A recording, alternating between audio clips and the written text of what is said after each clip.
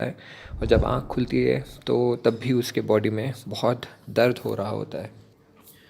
फिर अगले दिन वो अपने कामों में बिज़ी हो जाता है और फिर जाने की तैयारी सब हो जाती है।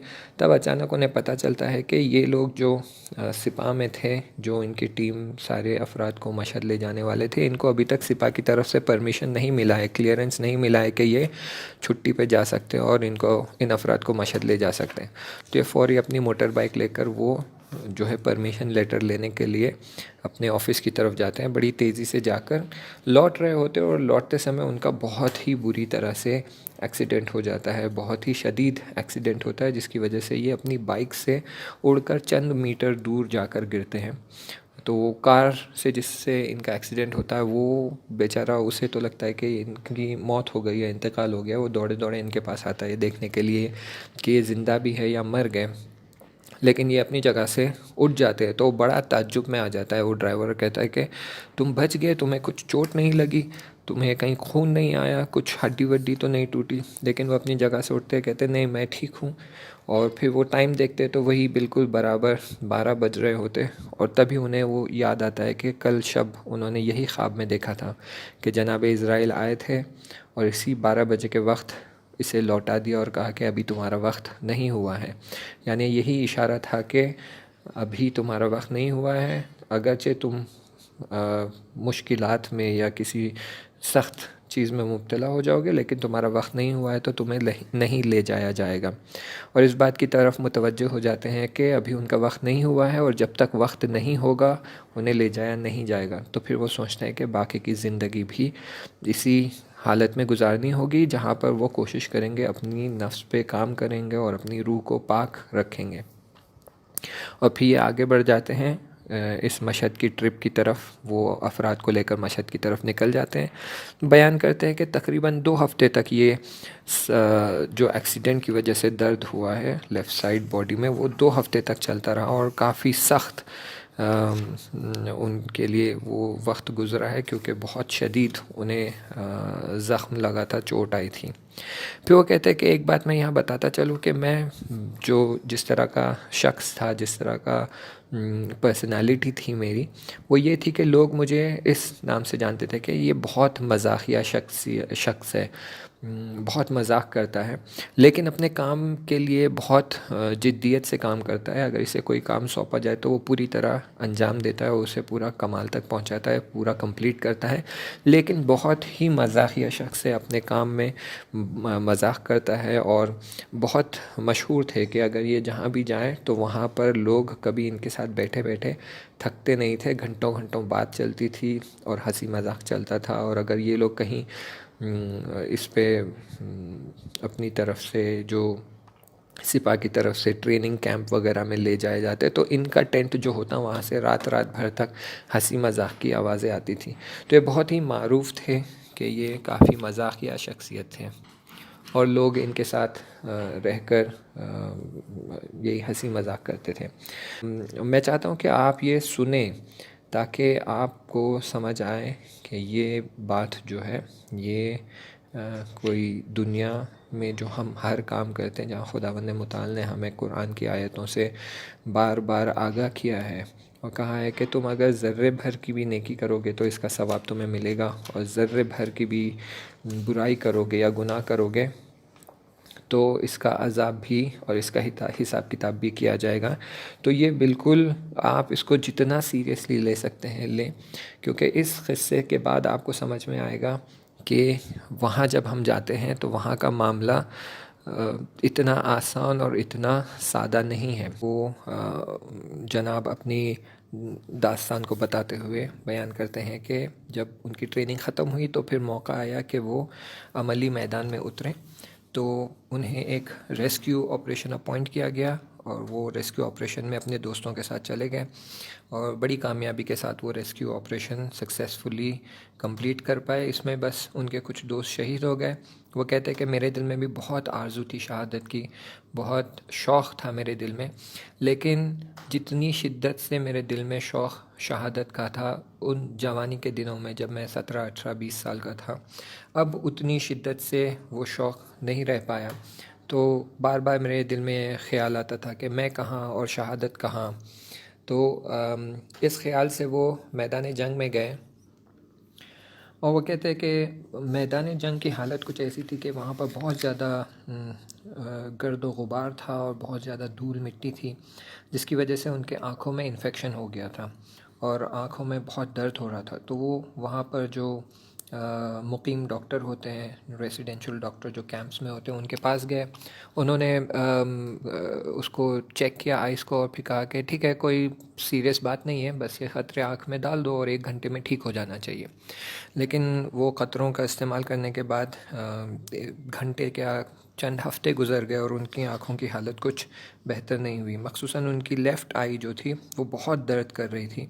तो कई डॉक्टर्स के पास गए और इसी दर्द की हालत में उनकी आँख उन्हें बहुत सताती रही और वो मुख्तलिफ़ ऑपरेशंस में शिरकत भी करते रहे, अमलियात अंजाम देते रहे, रेस्क्यू ऑपरेशंस, डिफेंस ऑपरेशंस, ये सब करते रहे। और ऐसे ही वक्त गुज़रते गुज़रते तकरीबन 3 साल गुज़र गए, लेकिन उनकी आँखों की हालत कुछ बेहतर नहीं हुई। वो कहते हैं कि मैं 100 डॉक्टर्स के पास गया और हज़ारों गोलियां खाई, हज़ारों दवाओं का इस्तेमाल किया, लेकिन मेरी आँखों की हालत कुछ बेहतर नहीं हुई। फिर एक दिन ये हुआ कि जब वो नींद में से उठे सुबह सुबह, तो उन्हें लगा कि उनकी आँख पे बहुत ज़्यादा प्रेशर आ रहा है और जैसे कि बस उनकी आँख बाहर निकल कर गिरने वाली है। तो वो काफ़ी घबरा गए। आईने में जाकर देखते हैं तो वाक़ईन उनकी लेफ़्ट आई जो है वो आई सॉकेट से बाहर आने लगी थी और ज़ाहिरन उनकी आँख के पीछे कोई ट्यूमर हो गया था वो इन्फेक्शन की वजह से, और वो ट्यूमर इतना ग्रो होना स्टार्ट हो गया था कि वो उनकी लेफ़्ट आई को आँख के बाहर पुश कर रहा था। और वो फिर फ़ौरन हॉस्पिटल भागते हैं और हॉस्पिटल जाकर वो जो है उनकी आँख का कंसल्टेशन करवाते हैं, एक्सरेज़ निकालते हैं, तो पता चलता है कि उनके आँख के पीछे एक बहुत बड़ा ट्यूमर ग्रो हो रहा है और वो ट्यूमर की वजह से उनकी आँख पे बहुत प्रेशर बिल्ड हो रहा है। तो फिर वो डॉक्टर्स को रिक्वेस्ट करते हैं कि बस 1 या 2 दिन में ऑपरेशन करके उसे निकाल दे, क्योंकि दर्द बहुत शदीद है। तो डॉक्टर्स ने फिर एक्सरेज़ निकाले और सीटी स्कैन किया और फिर जब बररसी की, इवैल्यूएट किया, तो उन्हें पता चला कि ये जो ट्यूमर ग्रो हो रहा है उनकी आँख के पीछे, वो 2 तरह से कनेक्टेड है। एक उनकी आँख से कनेक्टेड है और दूसरा उनके ब्रेन से भी कनेक्ट हो गया है। और अगर ये ऑपरेशन करने की कोशिश करेंगे तो या फिर बीमार की यानी इनकी आँख जा सकती है या फिर इनके ब्रेन को डैमेज हो सकता है, जिसकी वजह से इनकी पूरी ज़िंदगी बर्बाद हो सकती है। तो उन्होंने इवैल्यूएट करके डॉक्टर्स ने कहा कि ये ऑपरेशन में जो है वो 60% and higher probability of danger है एंड ज़्यादा रिस्क है, तो वो ऑपरेशन करने से इनकार करते हैं। लेकिन ये बहुत रिक्वेस्ट करते हैं और इल्तिमास करते हैं और हत्ता जो पेपर्स पे साइन करने की ज़रूरत थी वो सारे साइन करके वो ज़िम्मेदारी अपनी गर्दन पे लेने के लिए तैयार होते हैं। तो फिर डॉक्टर्स मान जाते हैं कि वो इनका ऑपरेशन करेंगे। तो एक आई स्पेशलिस्ट और एक न्यूरो सर्जन ये सब ऑपरेशन थिएटर में हाज़िर हो जाते हैं और इनका आई ऑपरेशन का प्रोसेस शुरू करते हैं। और ऑपरेशन थिएटर में आने से पहले दोबारा इनसे कहा जाता है कि देखिए, ये ऑपरेशन में बहुत ज़्यादा रिस्क है, तो अगर आप चाहें तो आप कह सकते हैं यानी चूज़ कर सकते हैं कि आप ऑपरेशन अंजाम ना दें। लेकिन क्योंकि आप इतना इसरार कर रहे हैं तो इसलिए हम ये ऑपरेशन को कंटिन्यू कर रहे हैं। आपके एम्फेसिस पर और इंसिस्टेंस पे हम ये ऑपरेशन अंजाम दे रहे हैं, वरना ऐसे ऑपरेशन को हम अंजाम नहीं देते, क्योंकि इसमें high probability of loss of site यानी आंखें जाने का डर या दिमाग को नुकसान पहुंचने का डर या हत्ता मौत का चांस है। तो ये पॉसिबल है कि आप ऑपरेशन थिएटर में ही आपकी जान चली जाए, क्योंकि ये ट्यूमर जो है वो आपके ब्रेन से कनेक्टेड है। तो वो कहते हैं कि नहीं, आप ऑपरेशन करें और इसको कंटिन्यू करें। और फिर वो जो है तमाम अपने रिश्तेदारों से हलालियत तलब करते हैं, उनसे माफ़ी मांगते हैं, अपनी बीवी को खुदाफिज़ी करते हैं। उनकी बीवी प्रेग्नेंट है, आई थिंक 3 या 4 महीने वो प्रेग्नेंट है। तो वो अपनी बीवी को खुदाफिज़ी करते हैं, तमाम रिश्तेदारों को फ़ोन करके उन्हें खुदाफिज़ी करते हैं, हलालियत तलब करते हैं, माफ़ी मांगते हैं और फिर बीमारिस्तान की तरफ बढ़ जाते हैं। जैसे वो ऑपरेशन थिएटर में जाते हैं, उन्हें एक एहसास होता है कि जैसे कि बस ये इनके आखिरी लम्हे हैं और ये ऑपरेशन थिएटर से वापस नहीं जाएंगे। लेकिन डॉक्टर्स जो थे वो बहुत ही केयरफुली सारी तैयारी के साथ अपना काम शुरू करते हैं और वही ऑपरेशन के राइट एट द बिगनिंग इन्हें बेहोश किया जाता है और फिर ये बेहोश हो जाते हैं और फिर ऑपरेशन का काम शुरू हो जाता है। और ऑपरेशन तकरीबन 6 घंटे चलने वाला था तो डॉक्टर्स ने पहले ही बता दिया था इनसे कि ऑपरेशन 6 घंटे चलेगा। लेकिन इत्तेफाकन क्योंकि कॉम्प्लिकेशंस बहुत ज़्यादा थे तो ऑपरेशन बहुत देर तक चला, 6 घंटे से भी ज़्यादा। और ये डॉक्टर्स पूरी कोशिश कर रहे थे कि इस ट्यूमर को निकालें, लेकिन क्योंकि ट्यूमर ब्रेन से कनेक्टेड था तो काफ़ी कॉम्प्लिकेशंस बढ़ गए। तो फिर वो बहुत ज़्यादा कोशिश और ज़्यादा दिक्कत से और प्रिसिशन से डॉक्टर्स काम करने लगे। बहुत ज़्यादा एक इमरजेंसी वाली हालत हो गई थी ऑपरेशन थिएटर में। और फिर जैसे जैसे काम आगे बढ़ते गया और कॉम्प्लिकेशंस बढ़ते गए, क्योंकि ज़ाहिरन कोई नर्व्स जो है वो स्पेसिफिक नर्व्स उस ट्यूमर से कनेक्टेड थे। तो बहुत ज़्यादा कॉम्प्लिकेशन और बहुत ज़्यादा इमरजेंसी वाली हालत हो गई थी, सारे डॉक्टर्स काफ़ी परेशान थे। फिर अचानक ये हुआ कि तकरीबन ऑपरेशन के लास्ट फ्यू मिनट्स या लास्ट 15-20 मिनट्स थे, तो ये कहते कि अचानक ये हुआ कि ऐसे लगा जैसे कि बस ये कामयाब हो गए, इन्होंने वो ट्यूमर निकाल दिया है। और बहुत ही मुझे आराम फील होने लगा, जैसे कि बस पूरी बॉडी मेरी आराम हो गई और वो दर्द जो मुझे इतने सालों से सता रहा था वो ख़त्म हो गया और बिल्कुल बहुत ही हल्का मुझे महसूस होने लगा। जब ये एहसास होने लगा कि ऑपरेशन सक्सेसफुल हुआ है और इन्होंने ट्यूमर निकाल दिया है तो बहुत आराम महसूस हुआ और मैं खुदा का बहुत शुक्र अदा करने लगा कि खुदा तेरा बहुत शुक्र कि ये इतने सालों से जो आँख का दर्द और सर का दर्द था अब इससे मुझे निजात मिल गई और राहत मिल गई, तेरा बहुत बहुत शुक्र। और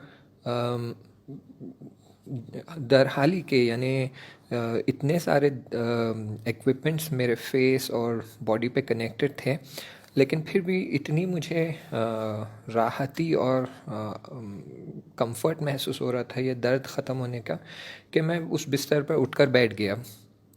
और फिर मैं बस बैठकर बस आगे देख ही रहा था। बस ऐसा लगा कि एक लहजे में मेरे तवल्लुद यानी मेरी बर्थ से लेके अब तक की पूरी ज़िंदगी मेरे आँखों के सामने से पूरी डिटेल के साथ एक लहजे में गुज़र गई। और जैसे मैंने अपनी नज़र दौड़ाई मेरे सीधे हाथ की तरफ तो मैंने देखा कि एक बहुत ही खूबसूरत और ज़ीबा नौजवान खड़ा हुआ है, मेरी तरफ देख रहा है और मुस्कुरा रहा है।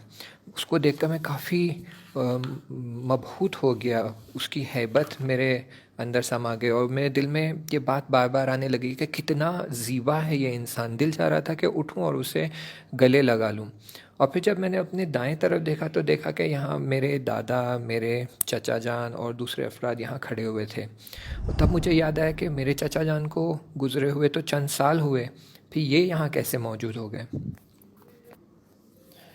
फिर वापस मैंने उस नौजवान को देखा जो बहुत ज़ीबा था और मैंने सोचने लगा कि ये पहले मैंने इस शख्स को कहीं देखा है, इससे मेरी कहीं मुलाकात हुई है, ये कौन शख्स है जो मुझे इतना आशना लग रहा है। यही सोच रहे थे कि उन्हें अपने चाचा का बेटा भी नज़र आने लगा जो जंग के दौरान शहीद हो गया था। और उस नौजवान को देखते हुए मैं जब ये सोच रहा था तब मुझे याद आया कि तकरीबन 25 साल पहले मैंने इसी शख्स को इसी ज़ीबाई के साथ देखा था। और उन्हें याद आता है कि ये जनाब इज़राइल है, तो वो अदब से उन्हें सलाम करते हैं और कहते हैं कि आपकी खिदमत में सलाम अर्ज़ करता हूँ। और जनाब इज़राइल भी उन्हें जवाब देते हैं और एक बड़ी बड़ी प्यारी मीठी मुस्कुराहट देते हुए इस शख्स से कहते हैं चलना है।